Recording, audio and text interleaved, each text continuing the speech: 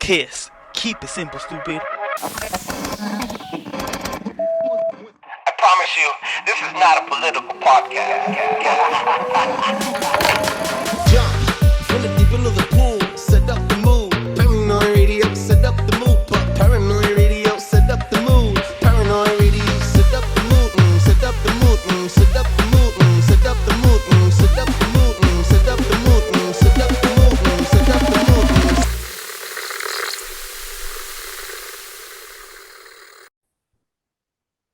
Yeah.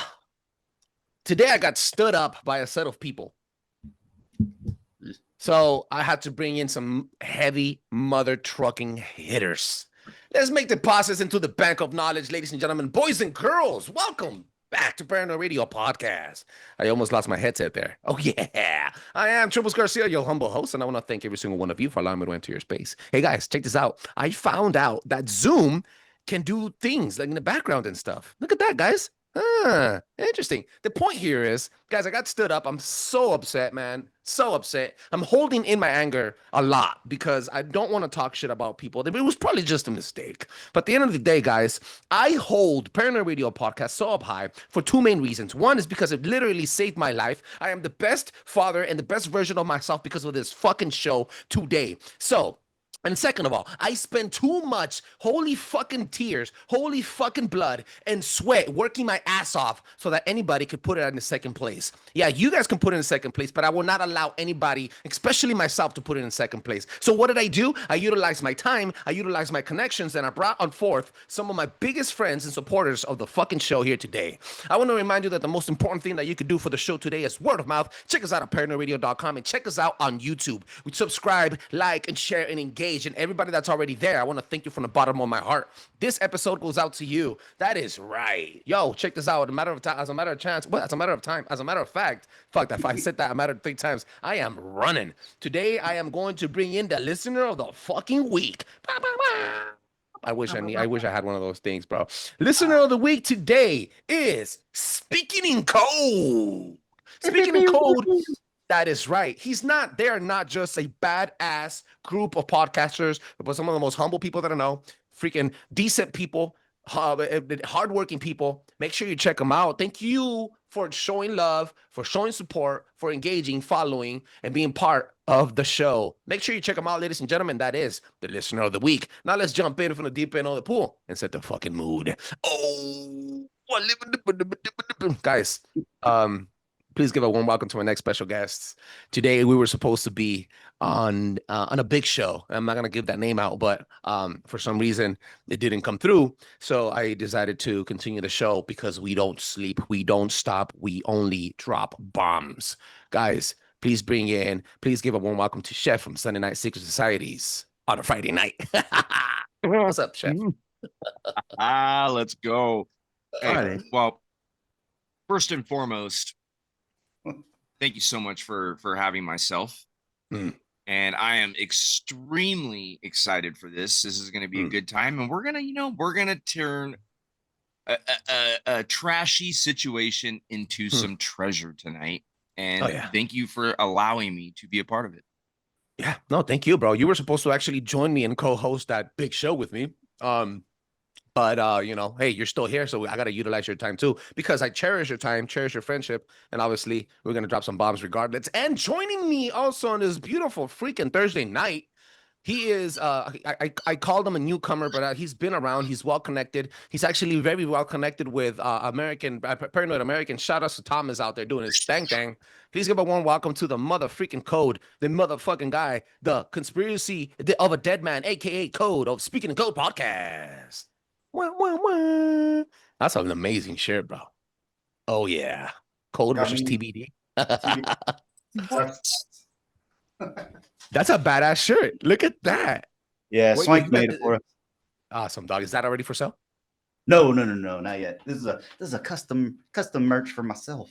Oh yeah, I fucking love it. You know what's funny, bro? I shaved my face to be on that big show, and fucking Chef even put his new Pro Club on to be on that freaking big show. That says a lot, bro. Because Pro Club, the hat. And I bought a new Tractor Supply hat. It was needed though. I kind of needed it either way, but farm life. So we're all wearing new gear today. Guys, I want to thank you again from the bottom of my heart for sharing this moment with me and sharing this time with me and being on the show in the last minute call. I know you guys were interrupted. I know you were watching wrestling over there, Mr. Speaking in Code. How is that, bro? What the hell? First of all, where can people find you, Code? Oh man, not on Netflix. No. You can find me anywhere or YouTube, freaking Spotify, Rumble, BitChute, X, Instagram, all the above. Speak in Code, SpeakinCOAD, one word, and then you could even look up Speak in Code clips or underscore clips for just if you want to just check out parts of the episodes. Release all the shorts and stuff there. I know you gave me that idea. I started my own instead of clips. I did it moods because we're all mood swinging all the time over here at Paranoi Radio. We're always paranoid and we're always like we're either happy or fucking sad or suicidal one day and then the next day we're super happy. So you know we go through moods and you know I'm not only dyslexic but a schizophrenic. So I was like, you know what? Who wants more moods? So if you guys want to get some more moods, you gotta go to paranoid.moods on Instagram. So you inspired that too. So mad love for that. And Chef, where can people find you on Friday nights? Yeah, so I am my better half, Sir Hank a lot, is not here tonight, obviously for many reasons. One of which it's really late over there on his end. But so we do the Sunday night double play. We go live every Friday. We just hop in. Sometimes we have guests. Sometimes we have a topic that we like to cover. Other times we just like to have fun, shoot the shit. The cool thing about the lives is we get that engagement and definitely appreciate y'all. I know both of you guys have been there many times. Trebles, you're there. Like I can't really see on my end who's all there, but I know that you're always there. So we definitely appreciate that. But yeah, man, what's better than Sunday night double play on a Friday night? You know. It's funny. It is funny. I fucking love it because it's a Sunday night double play, but it's never on Sunday. It's always on Friday night. And quite frankly, guys, they are religiously the favorite pastime on a Friday night while I'm shaving my head. I'm literally shaving my head, which takes me about an hour and 30 minutes on the restroom. I'm blasting it out loud, bro, on my little speaker and watching them. And whenever they say something stupid, I go and I comment and I'm keep shaving my head and I'm listening to them. It's a good pastime. Instead of listening to fucking music, instead of listening to hip hop, I like listening to a little Sunday night double play on a Friday night. Oh yeah. Yo, speaking code. It takes you an hour. Yeah, bro. What do you use to shave your head? Like, do you go to the haircut? What? Oh, fuck. Yeah, it takes me an hour, and I do it every single Friday. So yeah, man. And that's me trying to go fast. I go to Supercuts. It takes 15 minutes. I'm out. I say a 4 on top, a high skin fade, and I'm good. And then I blend my beard. Supercuts is still a thing? Do you remember when Supercuts was a thing in the 90s, 2000s, early 2000s with like Crazy Video and Hollywood Video and Blockbuster? I never knew of Supercuts until like after I moved to California in like 2010. Yeah, it's been a thing. It's been a thing here for a very long time. I thought Supercuts was like a high-end place for haircuts when I was a kid. And look at that, they're still around. I haven't seen a Supercuts here in California for a while, bro. I got a couple nearby. I got a couple actually in the town that I live in. We have a Supercuts. I've never gone there because I buy my clippers. I yank off all the things and whatever size it comes with, the standard with no guard on, I just zip, zap, and I'm out of there. You raw dogger. Ugh. Oh yeah, I like it. You're a filthy animal. Guys, let's jump into it. Today we're going to be talking about some stuff. Today I was going to give this fucking presentation. It was going to take me an hour to drop it, and I spaced it all out. But instead of going into the way I was going to do it on the show, today we're going to freeball it today. Yo, I saw something on your hand, which is a tattoo that you showed me when you were actually doing that on yourself. It's a tattoo of an X. And we're going to dive into that. That's what's going to inspire the rest of the show. And I hope you guys can keep up. Please interrupt me. Please interrupt me whenever you guys can. Conspiracy of a Dead Man, I don't expect you to shut up. I need you to interrupt me. Do like the Stone Cold Steve Austin would do. Fucking break the glass. There we go.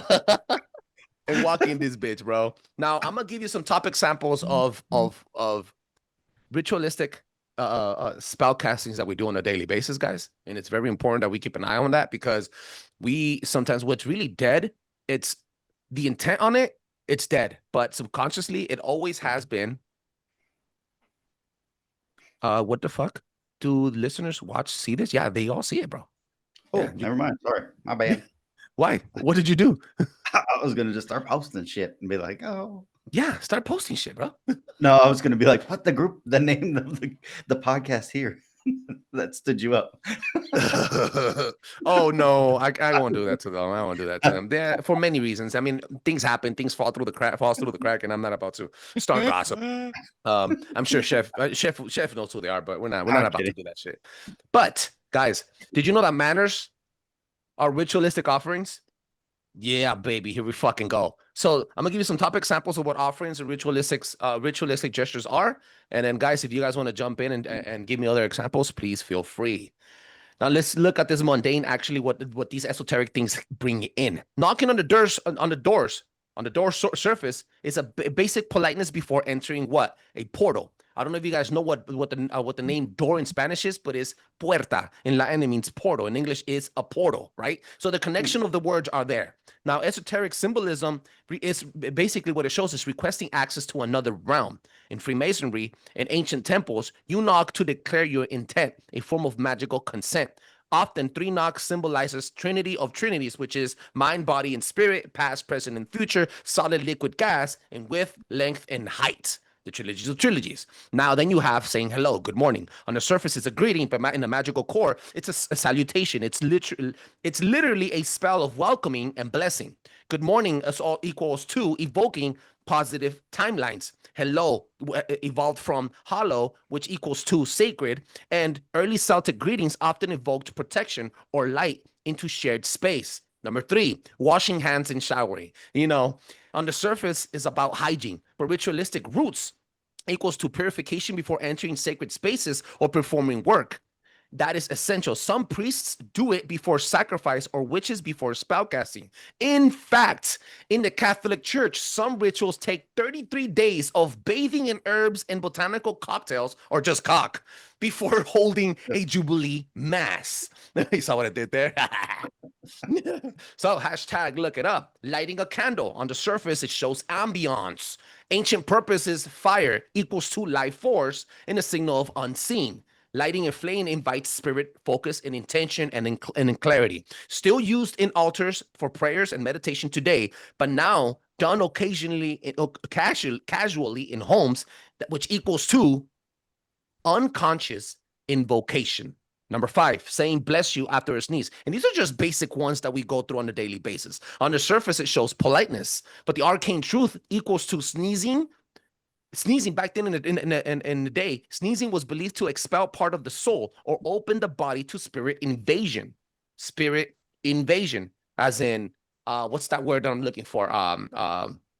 Not paranormally activated, when you get possessed. The origin was from Roman and early Christian protection ritual, not just for kindness. In fact, bro, in Mexican tradition, whoever has worked with enough Mexicans or Latinos would remember this. If you sneeze more than 3 times in a row, instead of saying bless you, Mexicans and Latinos say Sancho. Now, if you guys don't know what Sancho means, I'm gonna fucking bring it down to you. Sancho means check on your wife because she's getting corked by another man. That's what it means. So it's a ritualistic effect. If there's any Latinos right now listening to the freaking show, confirm. Hashtag look it up, guys, ladies and gentlemen. If you sneeze more than 3 times and somebody says Sancho, that means go check on your wife, technically. So it's a ritual. It's a little ritual. I didn't even know that. I just connected that dot. Any questions, ladies and gentlemen, boys and girls? No, real quick. In Sublime, yes, right? They say, oh, dude, and I had the whole lyrics in my head. Maybe Code, you might be able to help me out in a second, but it Code is. On it. It mentions Sancho, and when you understand the context, well, not really I guess the context of when that is said in the song, that is really interesting. Sancho is the other man. So when they say Sancho, it's basically saying the other man, but technically in context, it's saying check on your woman because she's with the other man. So that's what it means. Somebody's corking her, to be polite. Yes, because he says, I'm going to pop a cap in Sancho. And now, while Code is over there trying to get the lyrics to that song, I will continue. All right, ladies and gentlemen, boys and girls, here we go. So the lyrics say, tell Sanchito that if he knows what is good for him, he best go run and hide. Daddy's got a new. What's the rest of that? Let me see. Let me pull that up. 45. Bam. For that punk ass. Oh yeah, I fucking love it. I opened up my chat now, so I don't have to. I could read the whole thing. The whole thing. All right, let's go to number 6. Opening curtains and windows in the morning. Something that I fucking do on a daily basis. I hate watching my wife turn on the light when it's freaking 12 p.m. What the fuck are you doing? There's light outside. Anyway, the point is, on the surface, you're letting in light. But the real esoteric meaning is an offering, welcoming solar energy, symbolic of inviting life force, clarity, and awakening. The Egyptians and the Druids in rituals, the sun entry was a daily renewal on site.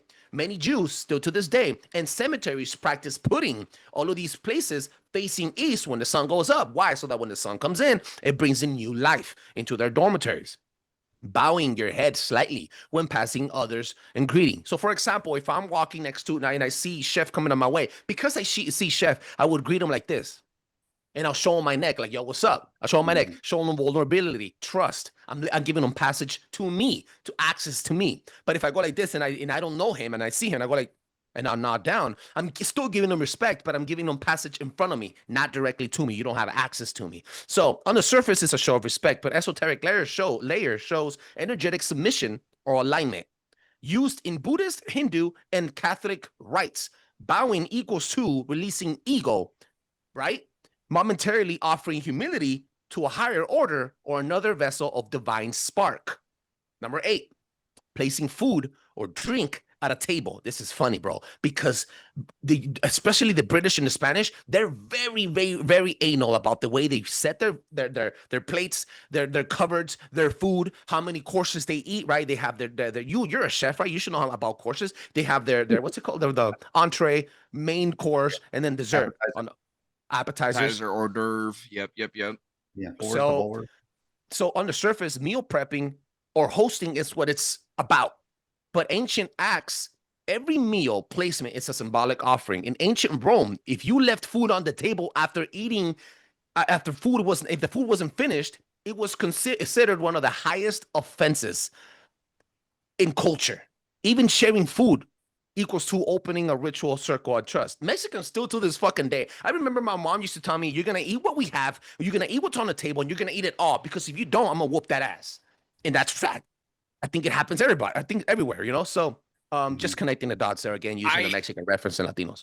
Mm-hmm. Yeah. You know, sorry, I always wondered what that was about. I wasn't exactly sure, but I will never forget this one moment where I was at my stepmom's mother's house, so my grandmother, if you will, and I'll never forget, I literally fell asleep at the table because I remember it was late at night. Don't ask me why I was eating oatmeal late at night, but I was not allowed to leave the table until I ate the oatmeal.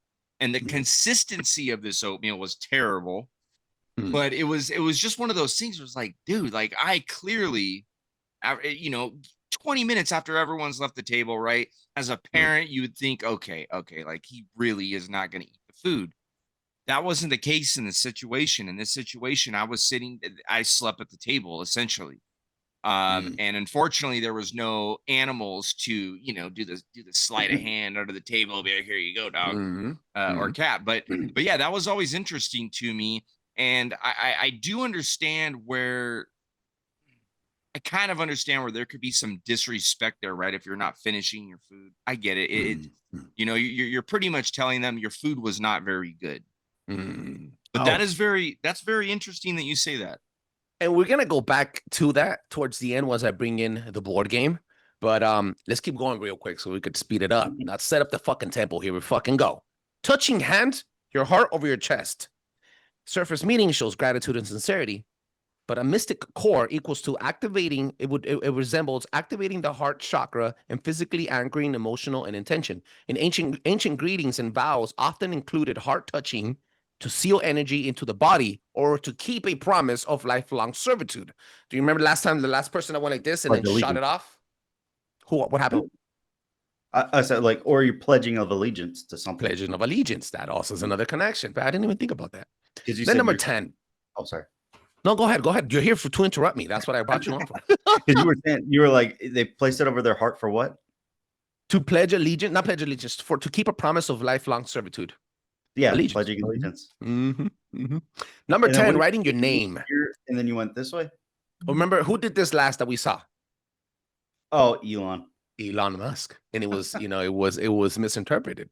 But it was actually, well, depending on how you feel about Elon and depending on what you think about Elon, because there's two different things, critical thinkers and critical feelers, but the gesture has a darker esoteric meaning or a lighter esoteric meaning. And I have a thing to say too. I don't think magic has dark magic or light magic. Magic is just fucking magic. What makes you dark is your intent and what you use magic for. Sorry, go ahead, Code. No. I think you're right. But there's a guy named Henrik Himmler. He was. You ever heard of him? I heard the last name because I'm about to mention him later on today. Oh, okay, never mind. I'll hold off. No, go ahead, bring it. But I just found out that he was like he was somebody to Hitler, but he was almost like an esoteric type of person. And oh man, there was like another video or another picture of him. I don't see a good picture. Search the video in the picture while I continue, and then when you're ready, I'll let you share the screen. All right. It's rock and roll. Number 10, writing your name. On the surface, it means identification. But this is where we're going to start getting darker, guys. Esoteric truth. Naming is claiming. No, let me bring this up. Every signature is an offering of your sovereign identity, a spell or intent and consent.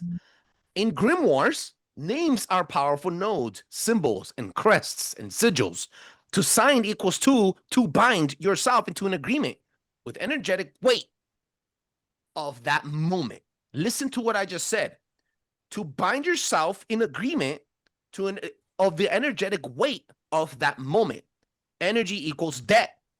Wherever your name gets signed on, that's where you're going to manifest, I would say, energetically, physically, spiritually, and everythingly, if that's even a fucking word.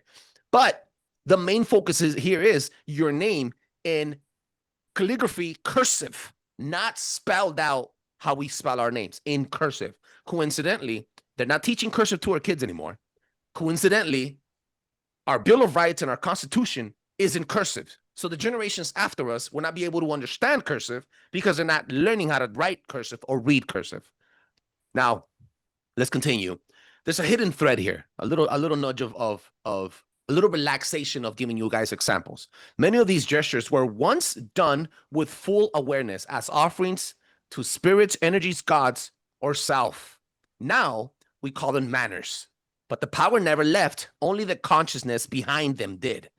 The origin word of manners, I'm going to address this slowly for you. The etymology is manners, comes from the old French word manière, meaning the way of doing, style of method of conduct. That came from the Latin name mannerus, which means of the hand. Remember what I was going to tell you? I was going to come back to your hand, right? The Latin word, the root word is manus. Do you know how to say hand in Spanish? Manos. And this is why a lot of people forget that Latino doesn't only mean that you're from Latin America. It means that the first language you speak is derived from Latin, which is why it makes you Latino. Technically, Italians and French and Portuguese, the Brazilians are technically Latin because they speak a tongue that comes from Latinos. That's one of the definitions that Google fails to give you as a very first thing because, again, controlling the narrative. So I gave you the example of manos and everything. So what does this mean? At its core, manners originally meant the way you move your hands in relations to others. Check this out, chef. Literally, hand gestures later expanded to behavior style. Back in early medieval courts and temples, the way you presented your hands has often extended to status.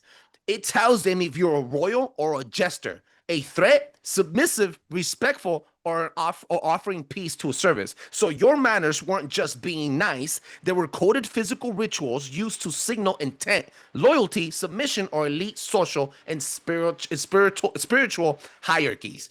So the way you moved your hands and presented yourself would tell people the status you came from. That is fucking nuts, bro. That is, and I do like when you think of like military, right? You have your enlisted and you have your officers. So if you're enlisted, you always salute officers. Mm. And it's so you definitely have that hand gesture there. Mm-hmm. And it like you said, it has many different meanings, but it's a sign of respect and status, because you're letting them know that, hey, you're the boss dog, I'm the little guy. Mm. You know, we're both aware here of where we sit on this totem pole, if you will. The priests in the Catholic Church change their mannerisms in different ways. They will never show you their palm unless they're giving you a blessing. A lot of the episode I did with shout outs to Riley from the Midwest Mythos. He was here and I gave him a taste of this little portion. And this is the portion that I gave him. So in the art that I did for the thumbnail on that show, it was a royal going like this and showing you the palm. Many Freemasons have the same images. Not only Freemasons, but also other social and secret societies. And I don't want to bash only on Freemasons, because a secret society is just a secret society with a society with secrets. Doesn't necessarily mean that they're evil. Not that I'm sympathizing with fucking evil people. I'm just saying they're not all evil, right? But yeah, you'll see that a lot of royals are people with hierarchies, basically, or people that are royals or descendants from people from like presidents, etc. They'll use hand gestures that would show that their status of power. Exactly the same way like we eat. No elbows on the table. No, learn how to use a spoon and a fork and stuff. So all those are all special things that you would think that they're manners, but in reality, they come from doing ritualistic stuff. Yeah, baby. Dude, yeah, that is so wild. I mean, when you think about where we are now today, comparatively, like I feel like we do these gestures, we say these things, the please, the thank yous, excuse me, bless you, God bless you. I don't think that most people know, myself included, where that came from. Where was it derived from? And we just go about our day, our daily lives doing these things, having no idea what exactly they mean, other than it being a sign of being polite, right? So now, I'm gonna give you some examples of other things that are happening here that are fall into folklore. Throwing your salt over your shoulder. I don't know if you guys ever seen that before. We see an example of that on Dumb and Dumber, right? When they're in the I think it's like a burger shop, like a burger spot, a joint, and then it's a truck stop, and then he throws his salt over his shoulder, and right before that's before he's about to get beat up. So that happens. That's also, you accidentally throw salt, a toss a pinch of salt over your lip. It actually, it's good for repelling negativity. Then you have stirring food in widdershins. Now I don't know if you guys know what this means, but counterclockwise. Everyday action, stirring your soup or cereal with your spoon on the left-handed counterclockwise direction, comes from the occult meaning called widdershins, against the sun's path. This is considered bad luck, or even a way to unleash art, energies, and European folklore. In some folk traditions, widdershins was used during curses or to unbind protective spells. Why is it spooky? Because this is a casual spoon swirl that becomes a mini ritual dance with hidden energetic directions. Trip the fuck out. Now, I do know that if you stir your food in a different manner, it gives it a different flavor. Chef, am I tripping? It's kind of like dicing or slicing onion. it's definitely well, as far as stirring goes, I feel like certain people have their preferences based off of probably, I mean, at the end of the day, you can call it a ritual based on how you did it. How did grandma do it? How did grandma always, stirred it this direction, that direction? And yes, you are correct. As far as dicing, slicing, mincing, julienne, there's all different sorts of cuts, and it 1000% makes a difference in the food. Now, as a consumer of the food, you may not realize it, but as the person preparing the food for you, the chef, it does make a difference. There's a way to do it, and absolutely. I mean, if you think about it, excuse me, if you think about it, like when you're, for instance, it's not necessarily an ingredient, but it could be considered an ingredient. But some people like their coffee iced, or they like it blended shaken, up, not stirred. Exactly. Drinks, yeah. It really does. It really honestly does matter. And sometimes it's the little things in life that matter. SpeakinCOAD, you got that for us, or should I continue? Yes, sir. No, I think the other thing too, like not only if you're making something, like sometimes you stir from the bottom up, so that way the stuff that's slowly cooking at the bottom gets mixed in, so that way when you get a ladleful or spoonful, you're actually getting like consistency, or you're getting some sort of like, I don't know, chunks when you're looking for Yeah. meat. And then same with the different cuts of stuff. It's like some of them you could slice so thin that it actually, like an onion, will melt when you're actually cooking it in soup or something. So you don't even, it's all about the texture too. So if you want something crunchy, you're going to make it a little thicker. If you're going to want it smaller, you're going to not get as much crunch. It's going to be more translucent. And we're at the third part of the show. I want to give a quick shout outs to Sunday Night Secret Society, Sunday Night Double Play, and also Conspiracy of a Dead Man Code from Speaking the Code podcast for showing out today. Guys, make sure you check us out. Drop a 5-star review on Apple Podcasts and on Spotify. That allows other people to enjoy the show as much as I enjoy making it. And also, if you're on YouTube, like, subscribe, and share. If you guys haven't already, comment. If you guys like what we're talking about, comment, engage. Let us know, guys. All right. Sorry if I rudely interrupted you. Oh, yeah. What's poppin'? So let me continue real quick, and I'm gonna make it really fast. All right, I'm gonna start talking really fast, guys, because we'll have another part of the other show that I really want to get to. Blowing your birthday candles. Modern habit, make a wish, blow out the candles in one breath. Bam. The occult root meaning comes to candle flame magic is ancient, used in Greek and Roman temples to send prayers upwards as with the smoke. The single breath extinguishing was a binding act, forcing the wish into another level, another realm. Dark twist in some old texts. Failing to blow them all in one breath would properly mean that you're giving otherworldly entities, demons, your wishes, energy, and soul. Crossing thresholds with the right foot. So if you walk through a room with your left foot, it would give you something. An occult root in ancient Rome, witchcraft traditions, the right side was considered auspicious, tied to solar masculinity and energy. Careful where you step in and don't break your mama's back if you step on a crack. Covering mirrors after death. I don't want to go in too much. I'm just going to give you the occult meaning. In Jewish and Victorian and European folk magic, mirrors were believed to be portals or soul traps. Covering them kept the dead from becoming trapped or something else from coming through them. So this is why I keep a mirror here to reflect the energy. Back to you, motherfuckers. If you guys are hating, I'm just saying, because there's people always talking shit. Either there's people talking shit or there's either people leaving me on the stand. They left me stood up, man. Fuck, man. Hey, you know what I'm looking for? I think what a lot of us are looking for, if you're familiar, if you've ever heard of the term, if your palms are itchy, you're supposed to get into that. Oh, you're supposed to be blessed by money. It's like, dude, I don't know what I got to do to get some itchy palms around here, man. I thought it was mom's spaghetti. Hey. Oh yeah, I love it, dog.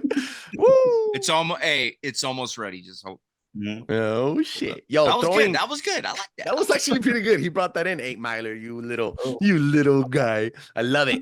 All right, man. Let's keep it up, and I'm gonna finish this content. I'm gonna jump into the board game that I like. I want to talk to you guys about throwing coins into the water well into a fountain.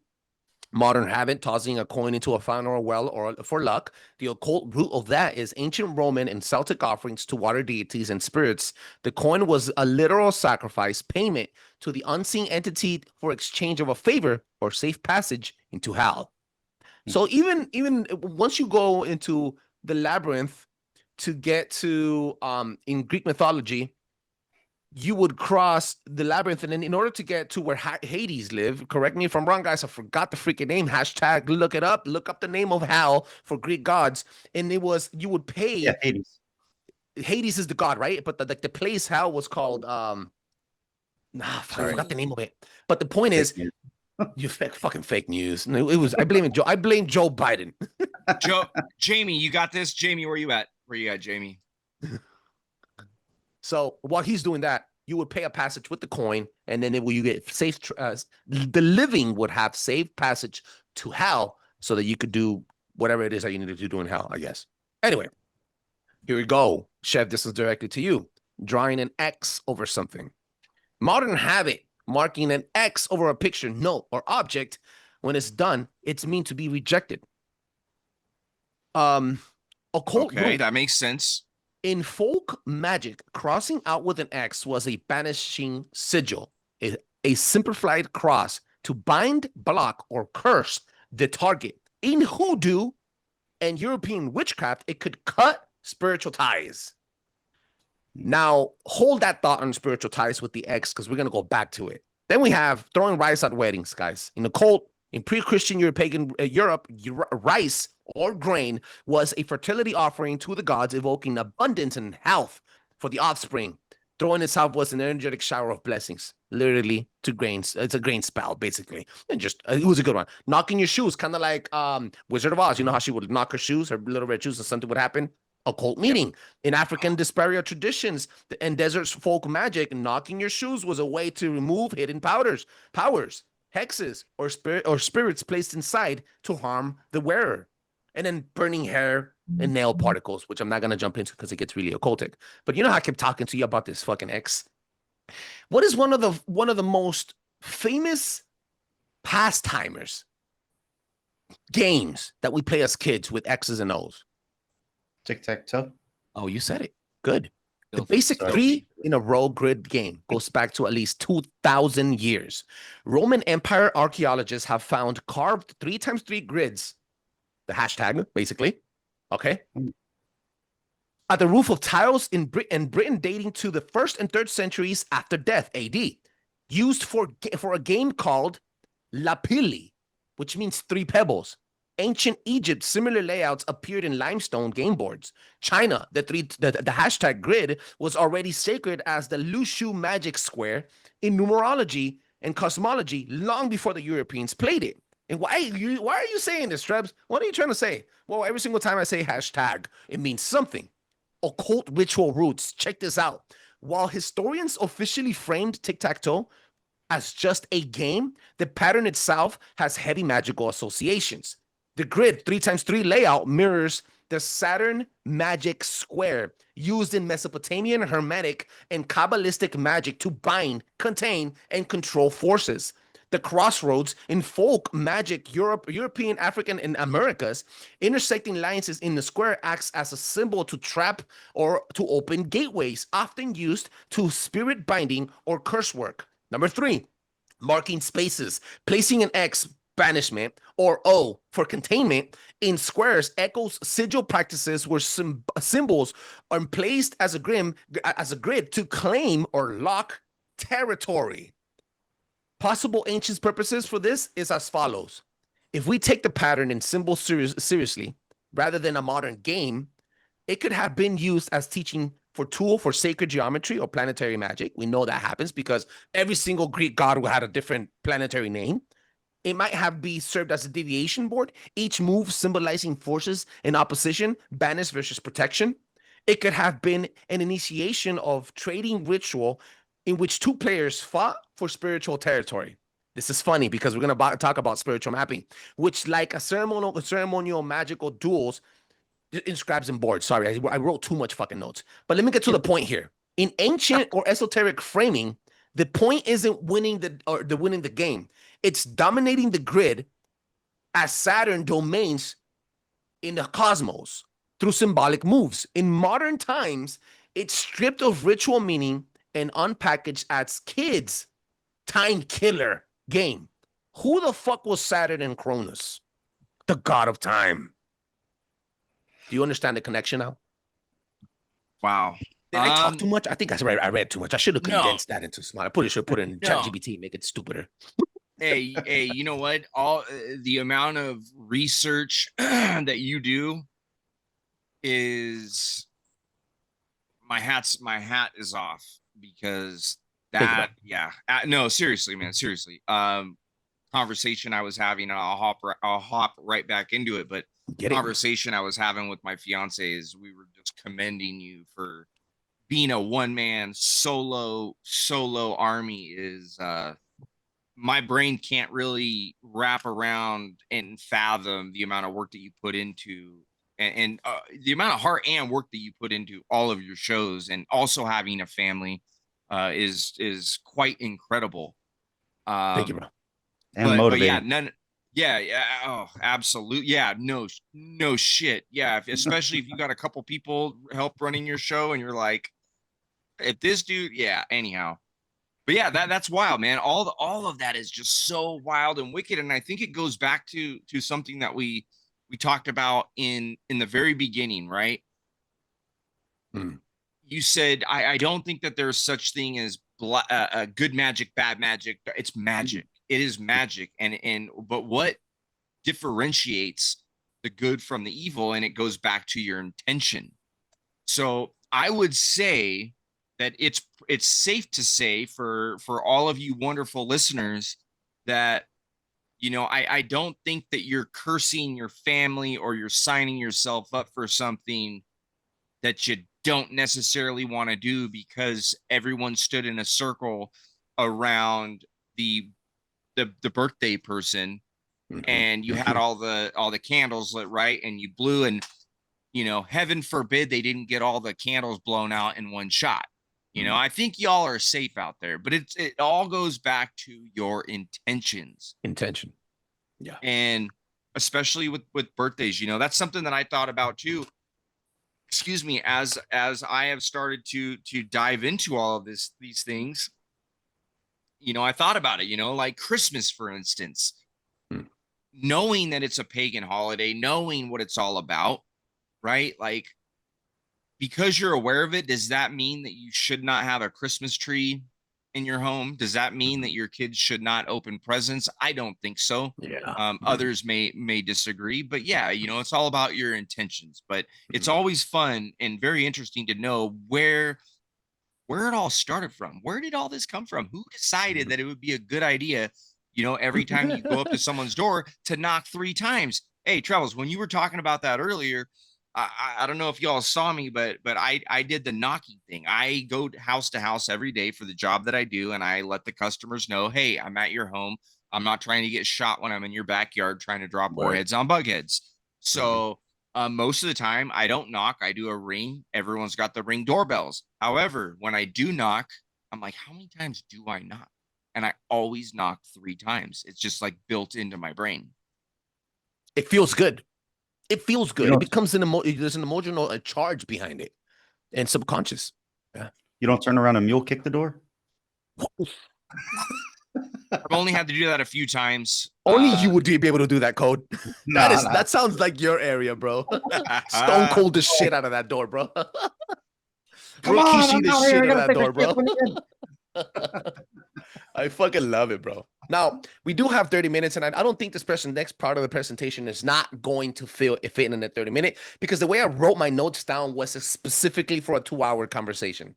But I'm going to go jump it through really fast, bro, and I don't want to fucking bore you guys. So, guys, again, I want to thank you again for your time and for giving me this practice, because at the end of the day, it's practice. Now, I'm going to be able to get all of the information that I just gave you guys right now, and I'm going to be able to spit it out so fast and accurate next time that it's just going to be, what the fuck did you do? Because I needed the practice. I needed the feedback. I needed people talking to me and, you know, bouncing off of each other. The energy is great, and I really thank you guys for your time. Now, guys, I think MK Ultra was revived, and I'm not gonna go through the entire thing. I'm gonna read through it very, very, very quick. Say more. In 1964, George Heilmer. Didn't you mention that name, Heilmer? What was the name that you mentioned? Heilmer? That was Heinrich Heilmer. Heilmer. Well, this is George Heilmer. He used to work for RCA Labs in Princeton in 1964 and invented the early dynamic scattering liquid crystals. We're going to jump into my liquid crystal technology research that I did. And then again, in the 1970s, Kent State, shout outs to Matthew Lane, which is the person that catalyzed this research for me. The Kent State University is the birthplace of pneumatic LC research, which means the only reason why we have LCD screens, and everything that we touch is because of Kent State. # look it up. Now, there's some connections here. In 1990s, smart skin and remote viewing, which was implemented, was added to the Air Force. You're going to be like, what the fuck? What do you mean smart skin and remote viewing? I'm talking about color-changing aircraft skins for camo. I did a research on this chick called Elisa Lam, and she died on the top of the Cecile Hotel here in LA. And it was one of those weird deaths. Chef knows all about it. I gave him the information a long time ago. And she died because she was researching camo technology here in LA. But yeah, that's for a different show. Now, they used liquid crystals to see through, hide in plain sight, and maybe even reach into your mind. I think liquid crystal technology was the catalyst for the not reigniting, for the evolve form of MK Ultra.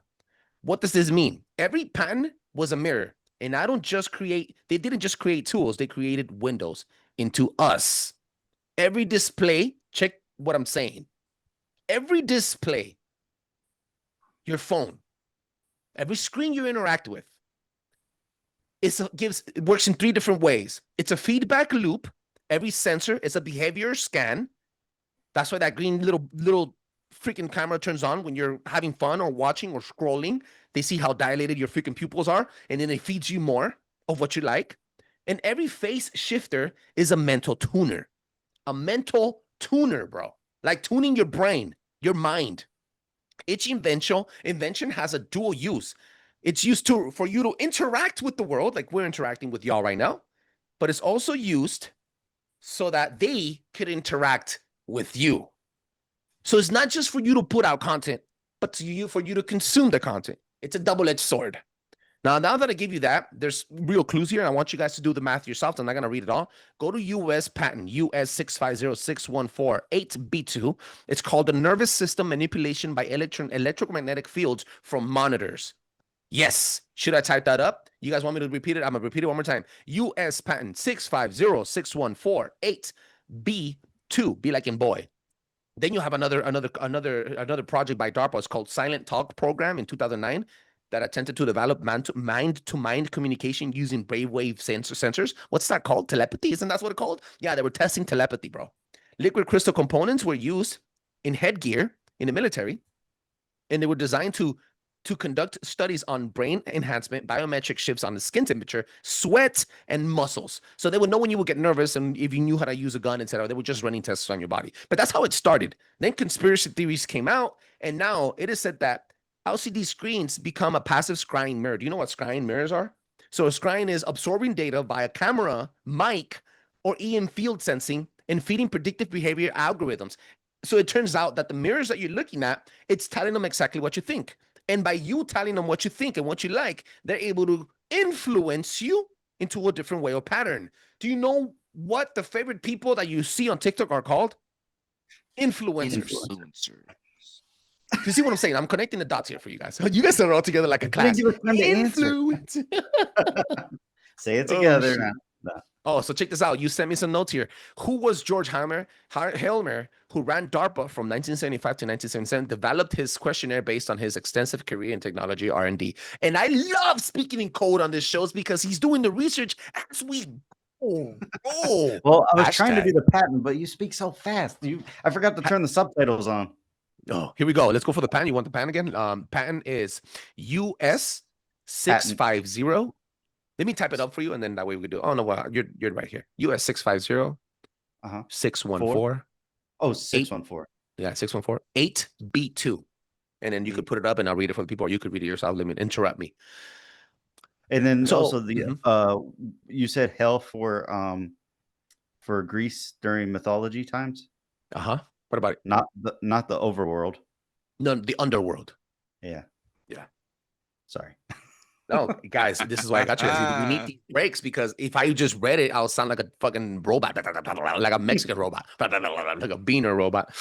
Hey, all right, guys. It was the underworld. It was the underworld. If you guys remember going back, if you watched Hercules growing up, right? You had Hercules, you had Hades, and then you had the underworld, where the crazy cryptid sisters were down there doing what they were doing. But yes.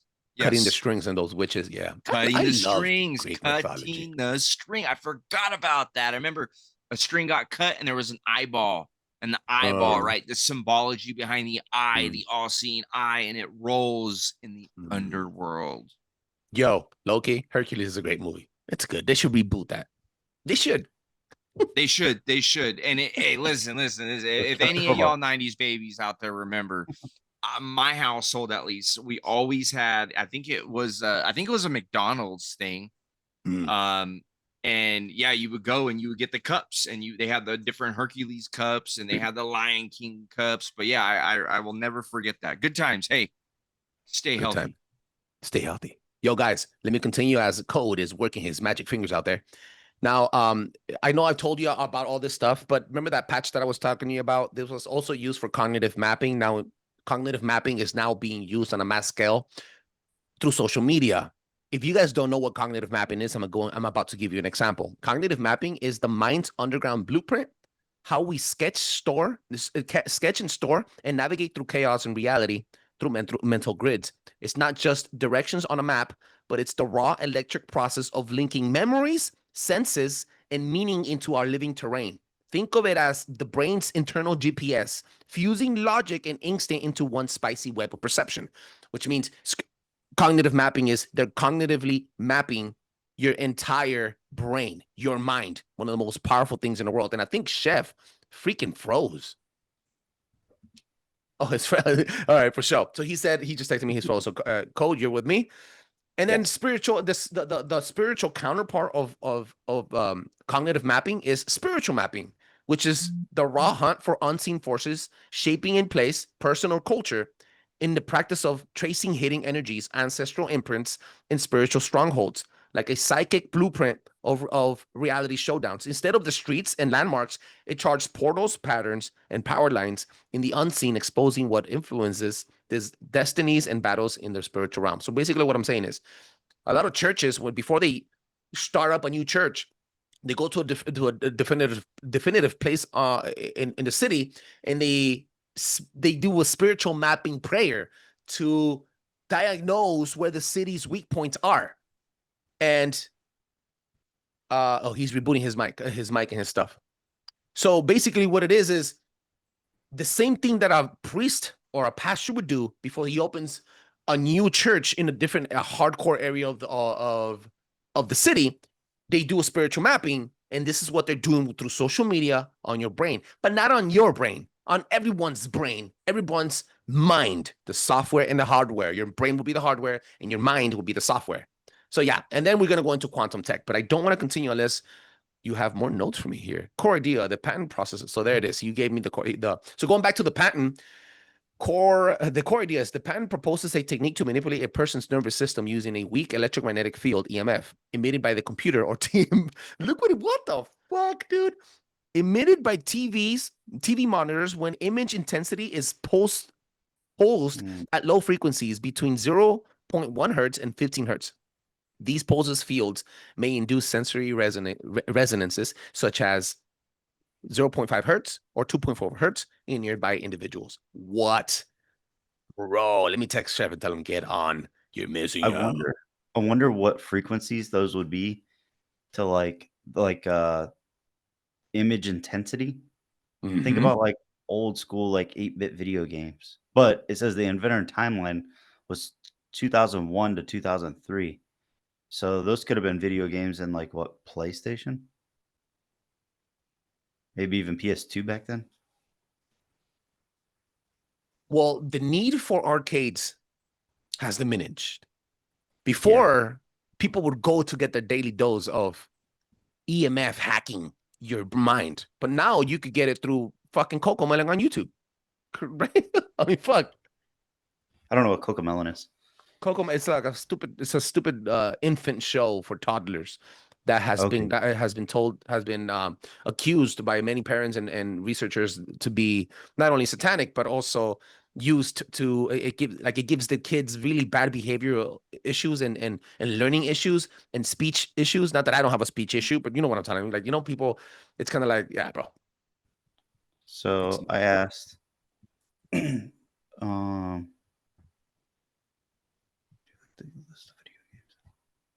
yes. Okay.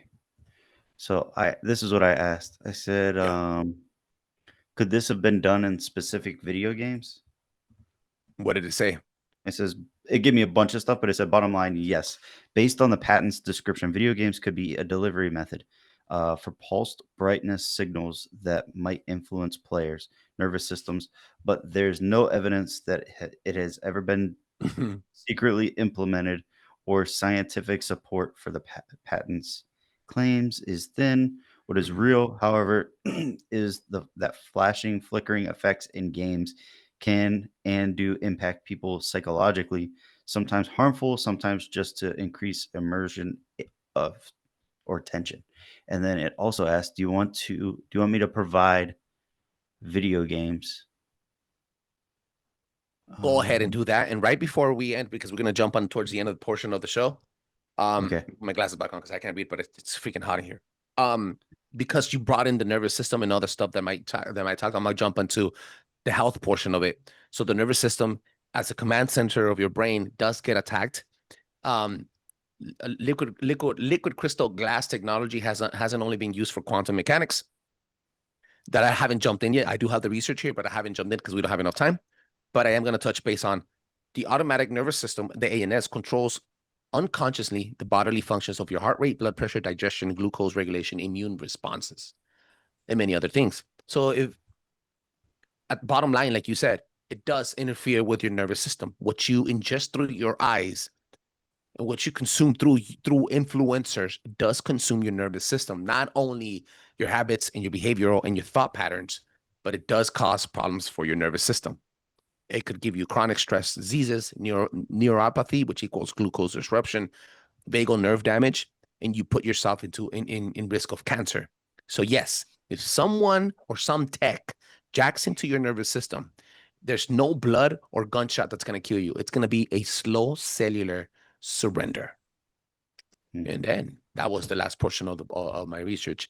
But you gave me a lot of stuff here. It goes phasmophobia during gunshot hunts. Phasmophobia. Electric lights strobing on and off, electric devices. The purpose heightens tension and suspense of creating frequency. I think it's almost like a horror movie type of game where you go hunting for ghosts and stuff. Simulacra in the game smartphone, occasionally the glitching. Oh, that's the name of the game. Okay. The effect in the game smartphone glitching, crackles, distorted visuals, messages, help me flashing. Purpose designed to unsettle players with sudden eerie interruptions. Fear effect. The purpose, visual feedback for damage, how do you say that word? Severity of emotional immersion. I fucking have a speech pattern problem. Hardware, artifact, and retro flicker. Hardware artifact. What is this? Software induced flicker, common in retro and limited hardware, can be intentional to simulate more colors or handle sprite limitations. These are often system driven and may fall into lower frequencies depending on implementation. So it also said like the effect of it. It's a classic flicker, occurs at refresh rates around 60 hertz above the patent's range and can cause psychological or physiological reactions in sensitive individuals. So it's like I almost wonder if they could use something like this where you're doing something specific and then you have some sort of thing like this that may cause sudden traumas, but little traumas, nothing like too like long term, but enough to like get you feeling a certain way while playing the game. And who knows if that could trigger other things. Well, fear is addictive. People are addicted to fear. Fear is like laughter. It's one of those emotions in your brain that triggers dopamine, and it makes you feel charged, makes you feel alive. So laughter is one of them. Being in fear is also addictive. This is why I myself, I am addicted to anxiety. I love being under stress and performing under pressure. I'm in love with it because it helps me focus more. So that dopamine effect triggers in my brain and it helps me push forward and get the job done, specifically under anxiety. Today, when I wake up to relax, I'm fucking pissed. I need my dose of anxiety. It's freaking nuts. But I think what you're saying is during the gameplay, when fear kicks in, or if it makes you laugh, it makes you consume more of it so that they sell you a new skin pack for Stone Cold Steve Austin's fucking. What's up, Big Chef? You're back? You're back? Oh, he's not back. Oh, I'm back. Oh, there we go. You fell off when SpeakinCOAD brought the last part. Right now, we already closed, by the way. We said goodbye. We're not recording. I'm playing. Okay, you're good. You're good. SpeakinCOAD said, that patent that he was researching, he just, let me read it again just to close real quick. The patent proposes the technique to manipulate a person's nervous system using the weak electromagnetic fields, EMFs, emitted by a computer or a TV monitor when an image intensity is pulsed at low frequencies. and then it gives you all the frequencies. Shut the front door. And that's exactly what Low I was ending on. frequencies. So your TV, your freaking smartphone, and everything is a direct weapon for direct. It's a direct energy weapon, technically. Frequency And is it pretty energy. much says video. It says yes, based on the patent's description, video games could be a delivery method for pulse brightness and etc. And but it said Wow. there is no evidence. Well, sounds like there's evidence. It sounds like fucking Oh. evidence, bro. Yeah. 1000%. That'd be a good deep dive, dude, into that. Just even doing like patents in general, dude. I have a list of wild patents, like walking through walls. What? Yep. Bro, why don't Walking- you bring those up? What's Bro, wrong with you? bro. Priorities. Hey, I will look it up. That would be a good one. But yeah, the CIA literally has I believe it's a patent. I'm like 99% sure it's a patent for walking through walls. Let me ask you this. Why do you think they have patents? You think they have patents just to say, hey, I own it? No, they have patents because they want to practice it on you, bro. They want to have that door open to say, I have this technology. Yep. I'm sorry to tell you, but that's what I think what it is. Hey guys, Chef and Code. Look, bro, I'm gonna tell you something. This wasn't probably the best episode that Paranoi has ever dropped, but I'm gonna tell you something, bro. I've done sessions with Nephilim Death Squad. I've done sessions with Cult of Conspiracies, both on their show and mine. I've done sessions with Sunday Nights. I've done sessions with Riley from Midwest Mythos, which is not the biggest podcast on the planet yet. And I say yet because I'm very positive. I've done from little to big, from brown to white to yellow. I've had all types of people on the fucking show. And I'm gonna say this very proud and very fucking loud. I'd rather be spending my time on my show speaking with the people that have shown me love, respect, ambition, and family and loyalty before any other fucking show, regardless of their fucking size. Yep. I want to thank you 1000%. from the bottom of my heart for being here, because just like when I opened the show, Paranoi Radio Podcast is not just my hobby or my passion project, but it saves me from being high, drunk, fucked up, beating on my wife, or fucking being in jail. It's saved my entire life. I'm the best version of myself and the best fucking father and a God-fearing man because of this fucking show. Primarily because of Jesus, but because of this fucking show. So when I tell you guys, I agree 1000%. thank you, it's a fucking thank you from the heart, bro. Both of you. I agree 1000%, dude. Like this is I established this a couple years ago, but I told my fiance, no matter what, even if I had one person listening to the show, I would never give it up because this is my therapy. I'm not the guy, not knocking therapy, but I'm not the guy to go and sit. Not yet, at least. Who knows? I might down in the future. I don't think it would hurt. Again, not knocking it, but this is my therapy to talk about what I got to talk about. And that's why over on our show, we don't always necessarily have like a conspiratorial topic. Sometimes it's just talking about the day, dude, like how your day went, what you're going through, so yeah, I agree 1000%. Yeah, man. Yeah. No, definitely. And like, dude, I owe you so much, man. Like, you reached out to me. I'm like, I didn't even run our TikTok. My buddy, I never got a TikTok. He ran it for us. And like, you reached out, and then not long after that, it got shut down. So without you reaching out, I wouldn't have known a lot of these people, man. And it's been great. I feel like it's been a blessing in disguise. And then we started the TikTok again, and then it just got banned again. So you got in when you did. It's perfect time. Yeah. It's like man. a blessing, man. 50% of what you do in podcasting, specifically in the niche that we're in the category that we're in, 50% of everything of your success is based on the community you're part of.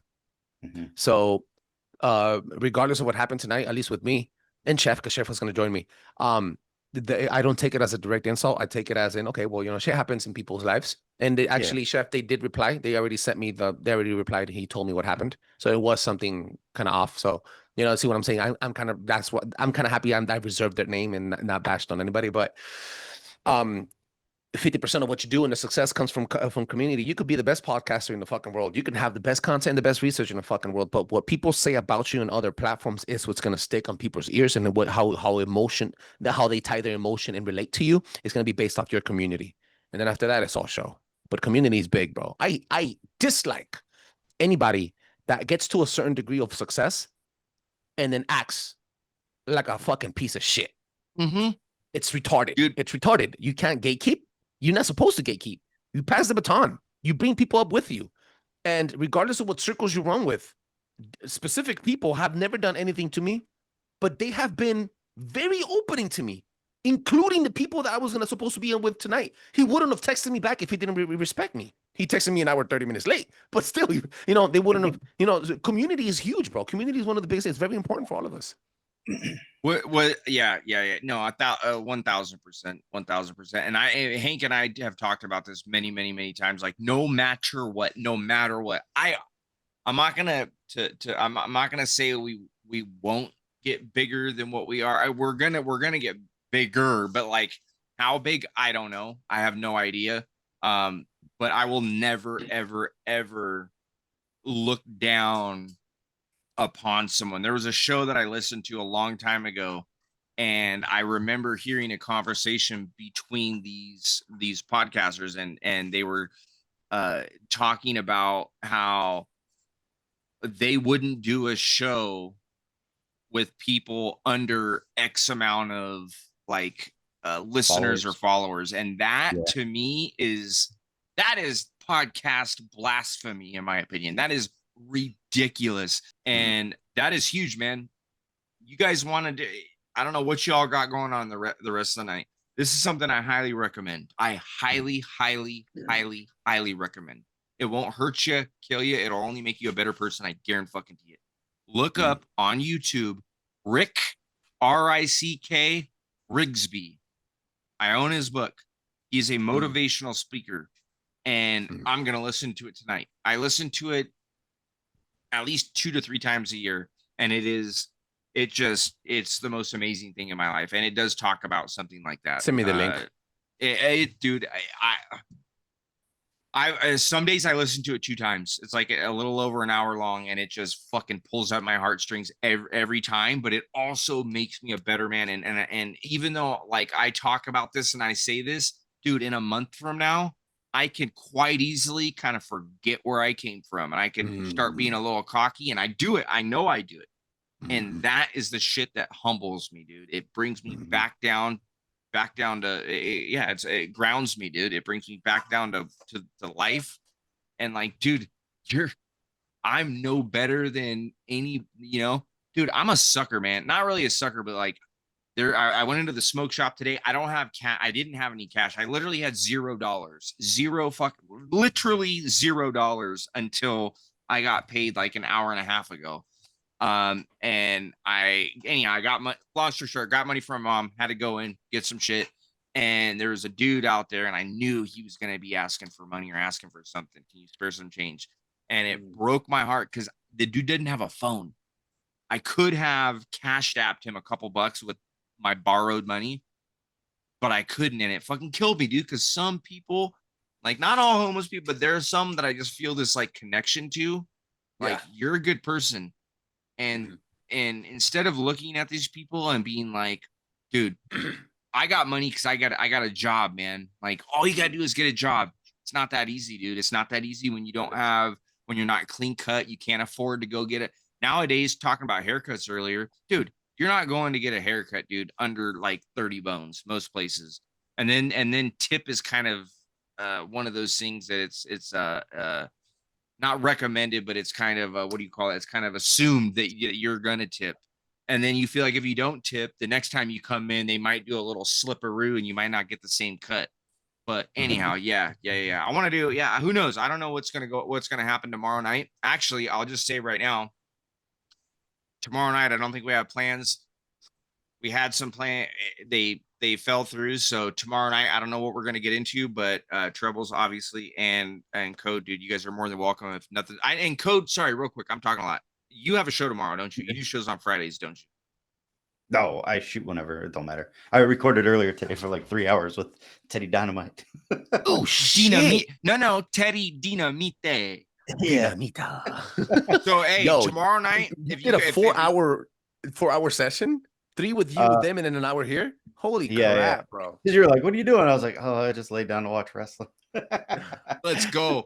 And we're gonna That's do. love, It's bro. funny enough. I did forget about you, Code. I'm not going to bullshit you, but our plans failed for tomorrow. We were trying to figure out backup plans. Oh shit. Anyhow, and then Trebles. Then I forgot about. Anyhow, I'm going all over the place. But long story short, Hank wants to do with Rico a wrestling show. Oh, that's gonna be badass. And I forgot. And when you mentioned earlier a wrestling show, I'm like, fuck, no, because we talked about it with you too, that we need to do like a wrestling show. Chris Benoit, da. Anyhow, Trebles, I'm barely familiar with wrestling, bro. I watched it a little bit when I was a kid, but if that is something you're interested in and you want to come, because there's some conspiratorial shit that has to do with that. But anyhow, you're more than welcome. That's not happening tomorrow. Tomorrow we're free. Okay. Tomorrow we're open. You're both invited. You want to be there or be square. Oh yeah. Hashtag look it up. Guys, Spotify, Survey, and Apple Podcasts, and on Spotify. That allows other people to enjoy the show as much as I enjoy making it. Peace. Wait, you're not. What?